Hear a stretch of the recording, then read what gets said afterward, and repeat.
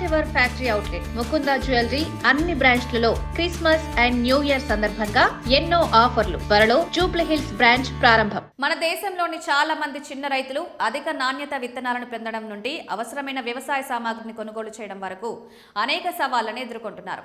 ఇంకా భారీ వర్షం, వడగళ్లు, కరువు కారణంగా రైతు పంట నాశనమైతే వారి సమస్యలు మరింత తీవ్రమవుతాయి. ప్రభుత్వం రైతులకు వివిధ రకాల ప్రయోజనకరమైన సంక్షేమ పథకాలను నిర్వహిస్తుంది. కేంద్ర ప్రభుత్వం అర్హత గల రైతుల కోసం నిర్వహిస్తున్న ప్రధాన్ మంత్రి కిసాన్ సమ్మాన్ నిధి యోజన ఎంతగానో ఉపయోగపడుతుంది. ఈ పథకం 22వ విడత విడుదల కానుంది. ప్రధానమంత్రి కిసాన్ యోజన కింద ఇప్పటి వరకు మొత్తం 21 వాయిదాలు విడుదలయ్యాయి. ఇప్పుడు ఈ పథకంతో అనుబంధించిన రైతులు ఆసక్తిగా ఎదురుచూస్తున్న 22వ విడత వంతు వచ్చింది. 9 కోట్లకు పైగా అర్హత కలిగిన రైతులు మునుపటి విడత 21వ విడత ప్రయోజనాన్ని పొందారు. ఒక్కొక్కరికి 2000 చొప్పున బ్యాంకు ఖాతాలకు బదిలీ చేసింది కేంద్రం.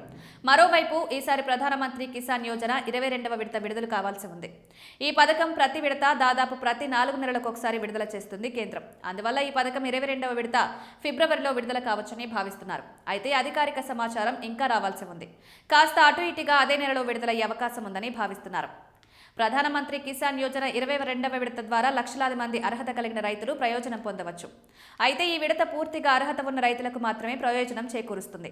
అనర్హుడైన రైతు ఈ పథకానికి దరఖాస్తు చేసుకుంటే వారిని గుర్తించి పేర్లను పథకం నుండి తొలగిస్తారు. అందువల్ల అర్హులైన వ్యక్తులకు మాత్రమే ఈ పథకం ప్రయోజనాలు మంజూరవుతాయి. మీరు ఈ పథకం కింద వాయిదాల ప్రయోజనాలు పొందాలనుకుంటే ఈకేవైసీ పూర్తి చేయాల్సి ఉంటుంది. ఈ పథకం కింద ఇది అత్యంత ముఖ్యమైన పనిగా పరిగణిస్తారు. ఎందుకంటే ఇది వాయిదాల ప్రయోజనాలను సరైన లబ్ధిదారులకు చేరుతాయని నిర్ధారిస్తుంది. అందువల్ల ఈ ప్రక్రియను మీ సమీపంలోని సిఎస్సి కేంద్రంలో లేదా పథకం అధికారిక వెబ్సైట్లో పూర్తి చేయవచ్చు. ఈ ప్రక్రియను పూర్తి చేసిన తర్వాత వాయిదాల ప్రయోజనాలను పొందవచ్చు.